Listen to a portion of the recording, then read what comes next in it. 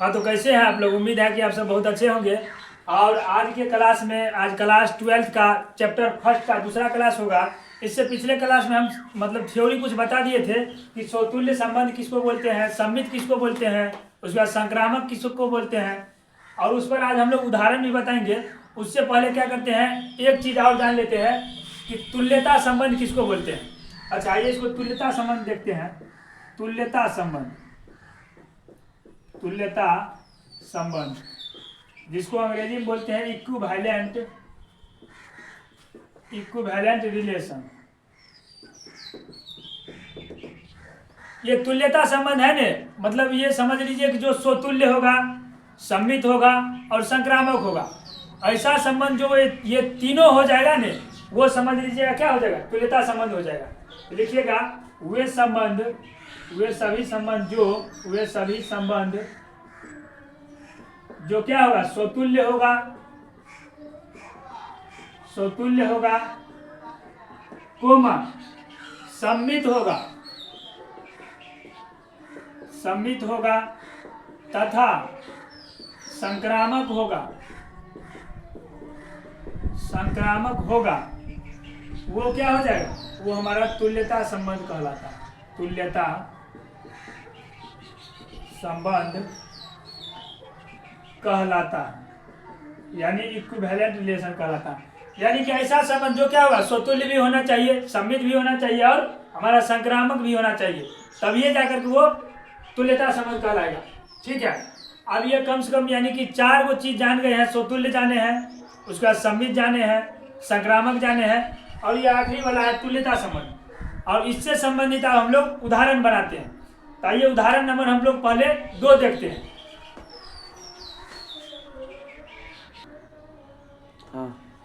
अच्छा, आइए हम लोग उदाहरण नंबर 2 देखते हैं। उदाहरण नंबर 2 में है कि मान लीजिए कि टी किसी समतल में स्थित समत्व त्रिभुजों का एक समुच्चय है। यानी कि कोई एक समतल है, उसमें त्रिभुजों का एक समुच्चय दिया गया है। समुच्चय में टी में r बराबर हमको दिया गया है कि T1 और कोमा T2, सच दैट में बोला है कि T1 जो है ना T2 के सर्वागसम है। यानी कि कोई समतल है, उसमें एक रिलेशन मतलब समुच्चय दिया गया है, और उसमें संबंध इस प्रकार का बताया गया है कि T1 जो है ना T2 के क्या है, सर्वागसम है। T1 और T2 में संबंध इस प्रकार का है कि T1 क्या है, T2 के सर्वागसम है। एक संबंध है, सिद्ध कीजिए कि R क्या है, तुल्यता संबंध है। अच्छा, सर्वागसम तो हम लोग जानते हैं। जैसे मान के चलिए ये हमारा त्रिभुज, एक त्रिभुज है ABC।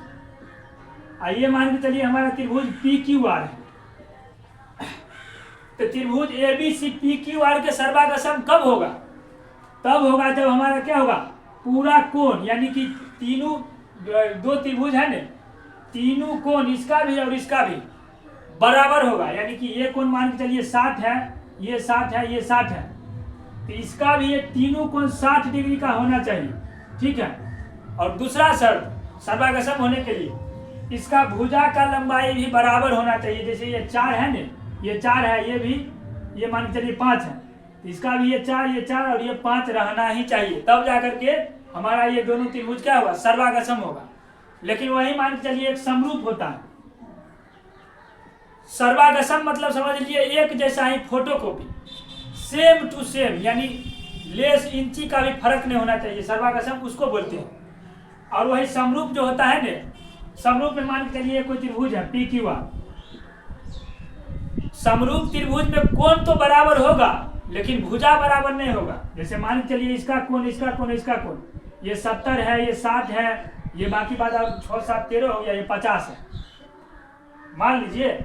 उसके बाद एक और त्रिभुज छोटा इससे भी लिए PQR, इसमें मान के चलिए इसका हो गया कोण, इसका सेम टू सेम कोण तीनों बराबर है, लेकिन भुजा मान के चलिए अगर ये 5 है, ये 5 है और ये 5 है, तो इसमें क्या होगा, ये होगा 3, 3 और 3, यानी भुजा का अनुपात बराबर होगा समरूप में। और सर्वागसम में सारा चीजें बराबर होगा, यानी कि भुजा भी बराबर होगा और कोण भी बराबर होगा, और समरूप में सिर्फ भुजा का अनुपात बराबर होगा। तो हम समझ गए होंगे कि सर्वागसम मतलब क्या होता है। तो वही कह रहा है कि समुच्चय का मतलब त्रिभुजों का एक समतल में समुच्चय दिया गया है, जिसमें हमको R एक ऐसा बोल रहा है कि T1 और T2 के बीच में एक ऐसा संबंध है कि T1 जो है ना T2 के सर्वागसम है, ठीक है। तो हमें सिद्ध करना है क्या चीज, हमें सिद्ध करना है कि R एक क्या चीज है, तुल्यता संबंध है। अभी जस्ट पढ़ाए हैं तुल्यता संबंध किसको बोलते हैं, जो स्वतुल्य होगा, हमारा सम्मित होगा और हमारा संक्रामक, ये अगर तीनों हो गया तो हम कहेंगे कि कोई त्रिभुज क्या है, सर्वागसम है, अति तुल्यता है, सॉरी तुल्यता है। तो हम लोग पहले तीनों चेक करेंगे स्वतुल्य है कि नहीं, सम्मित है कि नहीं। तो इसके सॉल्यूशन में लिखिएगा आप, सबसे पहले तो मान चलिए स्वतुल्य चेक करेंगे, स्वतुल्य संबंध, स्वतुल्य संबंध, स्वतुल्य संबंध में कह रहा है, स्वतुल्य संबंध में हम परिभाषा इसका क्या होता है, खुद का खुद से संबंध होना चाहिए था ना। तो इसमें लिखिएगा खुद का खुद से, अगर मान के चलिए T1 का T1 से, इसको बनाने का एक सीक्वेंस होता है, 2-4 दिन आप मतलब बनाइएगा तो आपको खुद याद हो जाएगा ये सब चीज। इतना बार रिवीजन कीजिएगा कि आपको लिखने का सीक्वेंस अपने आप मालूम हो जाएगा। T1 T2 के सर्वागसम है, यानी कि अगर यहाँ पर स्वतुल्य में संबंध बनाएंगे तो T1 T1 के सर्वागसम है, होगा ही। अगर कोई त्रिभुज है मान चलिए PQR, तो वो खुद के क्यों नहीं सर्वागसम होगा, होगा, क्योंकि कोई भी त्रिभुज, जैसे हम ही मान के चलिए एक आदमी खुद के भी सर्वागसम है, ठीक उसी प्रकार खुद के खुद का सर्वागसम है। तो लिखिएगा कि T1 T1 के क्या है, सर्वागसम है, सर्वागसम है, यानी T1 का T1 से संबंध डिफाइन है, इसलिए लिखिएगा T1 T1 belongs to R, क्योंकि खुद का खुद से संबंध हो गया है, हो गया तो इसलिए लिखिएगा R क्या है, R एक स्वतुल्य संबंध है, स्वतुल्य संबंध है। अच्छा, हम तो ये चेक कर लिए कि स्वतुल्य संबंध है, ठीक है। अब हम लोग सम्मित चेक करते हैं बी नंबर में, इसी का उदाहरण नंबर 2 का ही हमको बी सम्मित भी चेक करना पड़ेगा। सम्मित कीजिए, सममित संबंध। सम्मित का परिभाषा क्या होता था, अगर ए बी में संबंध रखता है तो बी भी ए से संबंध रखना चाहिए, यही होता था, ठीक है। लिखिएगा माना यहाँ T1 T2 का है, मान लिखिएगा माना T1 जो है ने T2 के सर्वागसम है, T1 T2 के सर्वागसम है। T1 T2 के सर्वागसम है, ठीक है, यानी कि T1 जो है T2 से संबंध, T1 T2 belongs to R है। एक बात यहाँ पर गौर कीजिए, कोई दो त्रिभुज है PQR ले लीजिए, ABC लीजिए, ABC। अगर ये त्रिभुज इस त्रिभुज के सर्वागसम है तो ये भी त्रिभुज इस त्रिभुज के सर्वागसम होगा, होगा ही, क्योंकि ये इसके सर्वागसम है तो ये भी इसके सर्वागसम होगा। तो यहाँ पर लिखिएगा T1 T2 के सर्वागसम है, यानी कि T1 T2 belongs to R है, तो T2 भी T1 के सर्वागसम है, सर्वागसम है। T1 जब T2 के सर्वागसम है तो T2 भी T1 के होगा ही, ठीक है। यानी कि T2 T1 जो है ना ये भी बिलोंग्स टू R आ गया, यानी A का B से हो गया तो B का भी ऐसे संबंध डिफाइन हो गया, इसका मतलब R हमारा सम्मित भी है। लिखिएगा इसलिए R सममित संबंध है, सममित संबंध है, ठीक है। अच्छा, स्वतुल्य चेक कर लिए, सम्मित चेक कर लिए, अब एक बच गया है क्या चीज, संक्रामक। संक्रामक भी यहाँ चेक करते हैं, संक्रामक संबंध,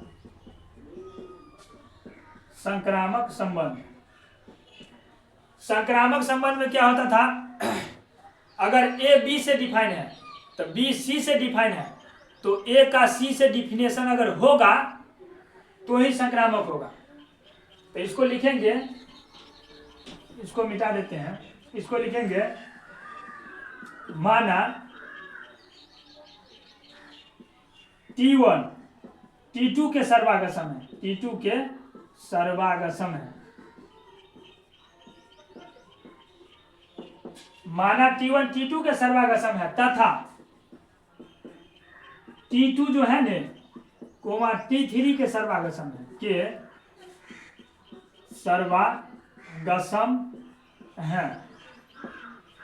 T1 जो है ना T2 के सर्वागसम है और T2 T3 के सर्वागसम है। ये T3 इसलिए लिया है क्योंकि संक्रामक संबंध में हम लोग जब चेक करते थे तो A का B से है तो B का C से है, तो A का C से होना चाहिए।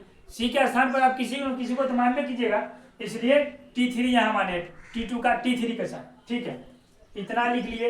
इसका मतलब हुआ ये कि T1 और कोमा T2 है ना, ये बिलोंग्स टू R है, तथा T2 जो है ना T3 बिलोंग्स टू R है, यानी T1 T2 के सर्वागसम है, T2 T3 के सर्वागसम है। एक बात गौर कीजिए, यहाँ पर मान के चलिए ABC लिखिए, ये T1 हो गया, ये मान के चलिए T2 हो गया, ये T3 है। अगर ये इसके सर्वागसम है और ये इसके सर्वागसम है, यानी कि ये त्रिभुज इसके सर्वागसम है और ये वाला त्रिभुज इसके सर्वागसम है, तो क्या ये वाला भी इसके सर्वागसम नहीं होगा? होबे करेगा। T1 भी T3 के सर्वागसम होगा ही। इसलिए यहां पर लिखिएगा कि T1 कोमा T3 के सर्वागसम है, सर्वागसम है, इसका मतलब संबंध रखता है। T1 कोमा T3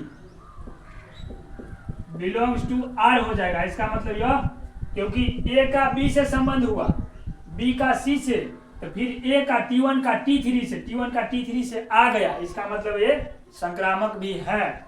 इसलिए लिखिएगा, इसलिए R संक्रामक संबंध है,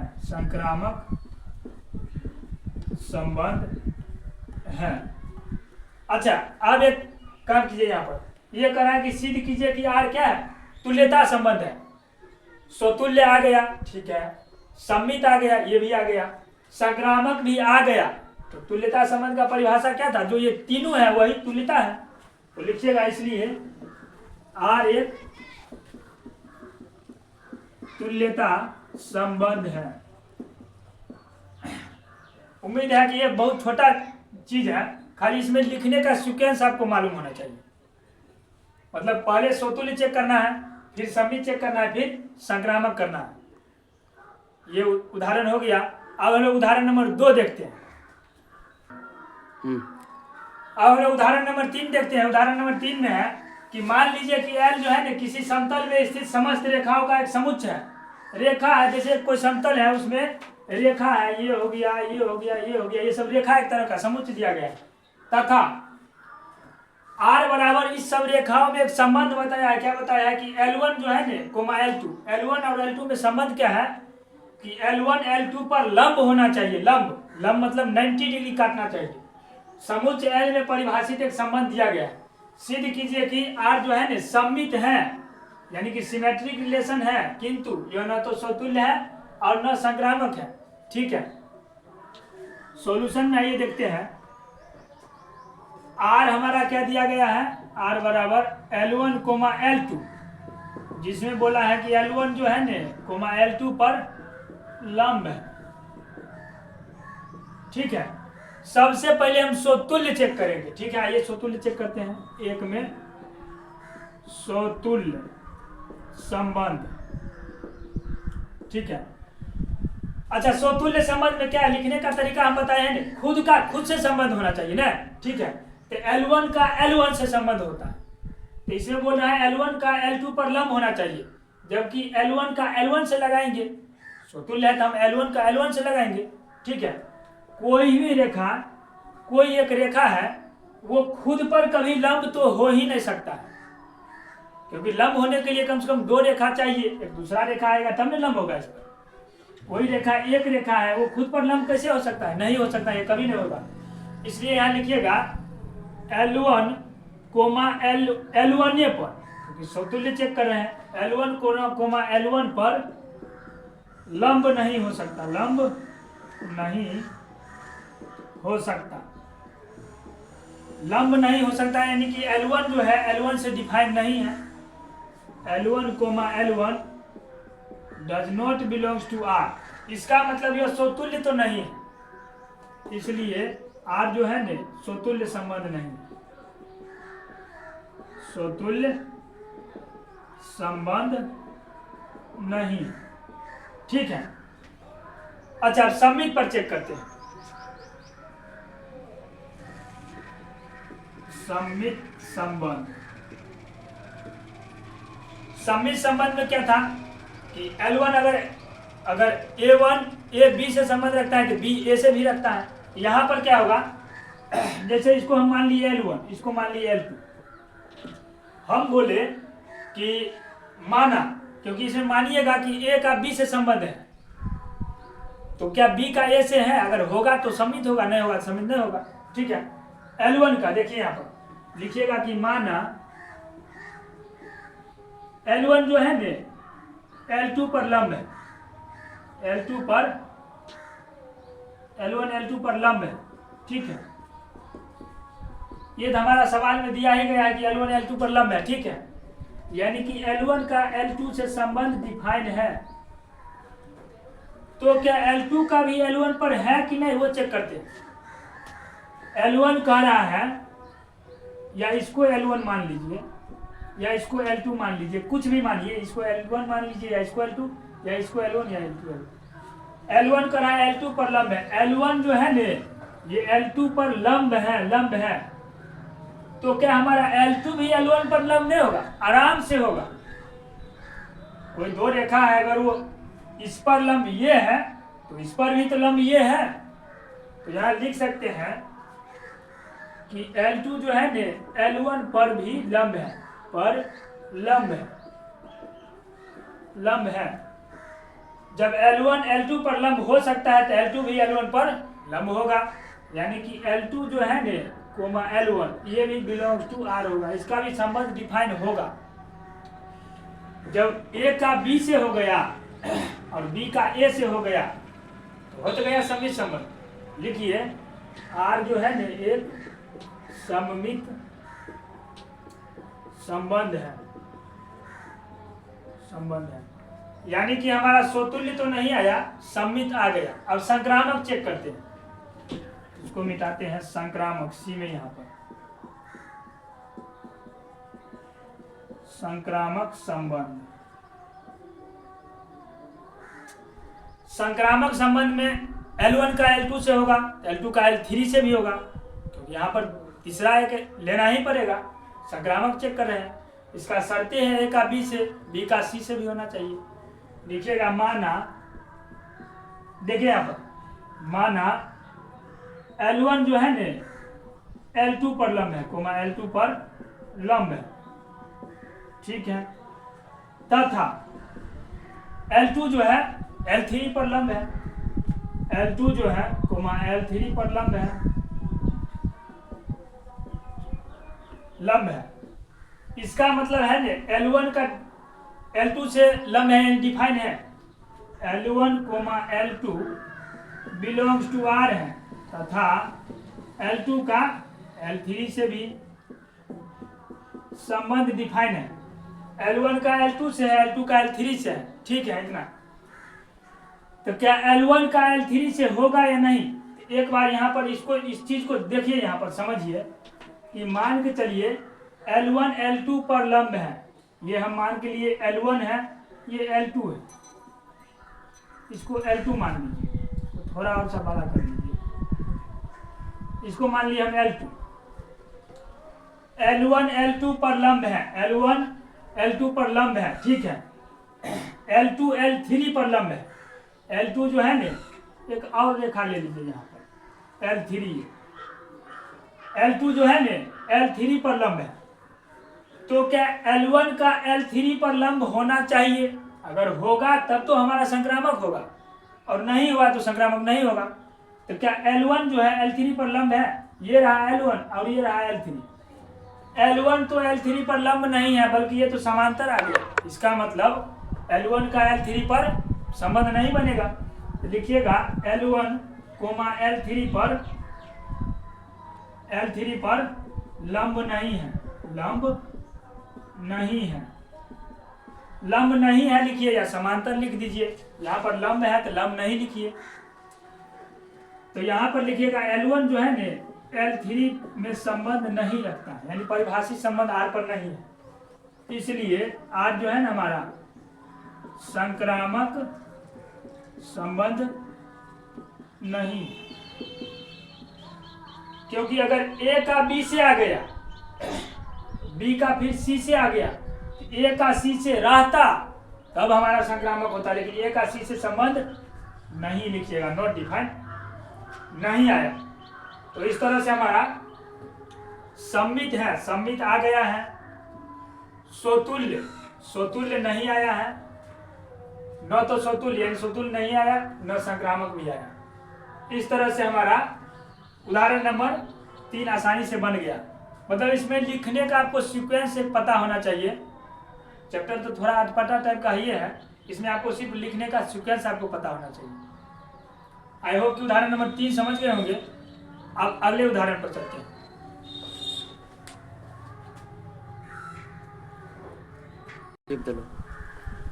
अब हम लोग उदाहरण नंबर 4 देखते हैं। उदाहरण नंबर 4 में है, सिद्ध कीजिए कि समुच्चय 1 2 3 एक समुच्चय दिया गया है 1 2 3, उसमें संबंध बोल रहा है, संबंध भी दिया गया है, यानी कि ये रोस्टर फॉर्म में दिया गया है। बहुत आसान है। 1 का 1 से दिया है, 2 का 2 से, 3 का 3 से, 1 का 2 से, फिर 2 का 3 से। इसको देख करके हमको बताना है कि यह स्वतुल्य है, सम्मित नहीं है और न संक्रामक है। चेक कीजिए, ये तो और आसान है। R बराबर हमारा संबंध क्या दिया गया है, R में बोल रहा है 1 2 3 का संबंध है ना, 1 2 3 में R हमारा है 1 का 1 से, 2 का 2 से, 3 का 3 से, फिर 1 का 2 से और 2 का 3 से। इसको देख करके हमको बताना है कि स्वतुल्य है कि नहीं है। ठीक है, जैसे मान के चलिए स्वतुल्य लिए, स्वतुल्य संबंध, स्वतुल्य संबंध में हम खुद से देखते हैं ना। तो क्या ये इसमें दिया गया है समुच्चय हमारा 1 2 3, तो 1 का 1 से, 2 का 2 से, 3 का 3 से अगर इसमें होगा तो हमारा स्वतुल्य होगा, अगर नहीं होगा तो स्वतुल्य नहीं होगा। तो 1 का 1 से क्या है, 2 का 2 से है, 3 का 3 से है, 3 का 3 से हो गया, यानी खुद से हो गया। अदरवाइज दूसरे से है तो हमको कोई मतलब नहीं है, लेकिन खुद से खुद का हो गया, खुद से खुद का हो गया, इसका मतलब क्या है, ये हमारा स्वतुल्य संबंध है। लिखिएगा 1 1 बिलोंग्स टू R, या इस तरह से लिख दिया डायरेक्ट 1 1 2 2 3 3 बिलोंग्स टू R है। ये तीनों हमारा R में है, इसलिए R क्या है, स्वतुल्य संबंध है,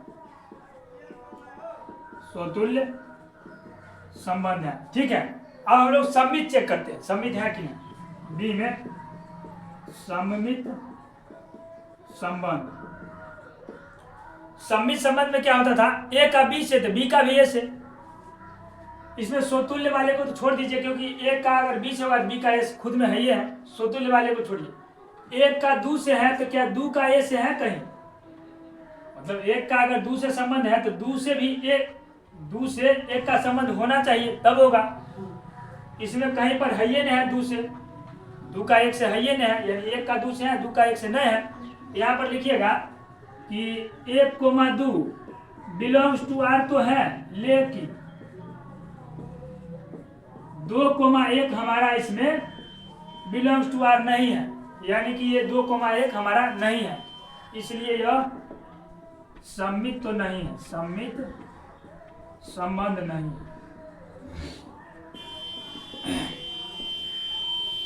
अब हम लोग संक्रामक चेक करते हैं। सी में संक्रामक,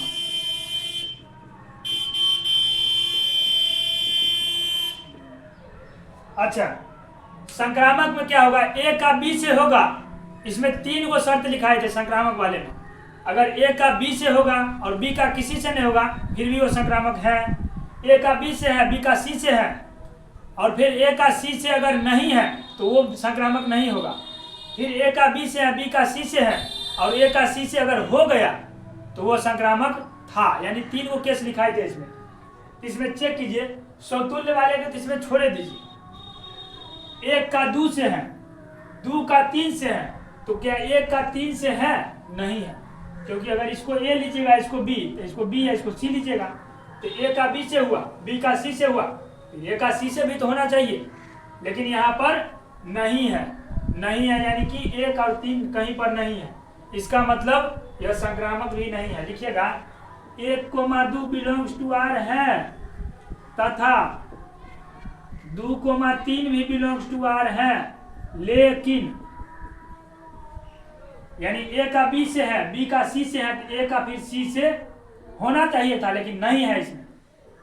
लेकिन 1 का 3 से संबंध नहीं है, इसलिए आर तो संक्रामक संबंध तो नहीं है, संक्रामक संबंध नहीं। उम्मीद है कि ये सवाल आराम से आप समझ गए होंगे। अच्छा, मतलब कोई उदाहरण नंबर 2, 3, 4 हम बताए हैं। उदाहरण नंबर अब 1 और उसके बाद क्या बच गया है 5 और 6। ये 3 उदाहरण हम नेक्स्ट वीडियो में बताएंगे, और इसके बाद उदाहरण के बाद हम लोग एक्सरसाइज शुरू करेंगे।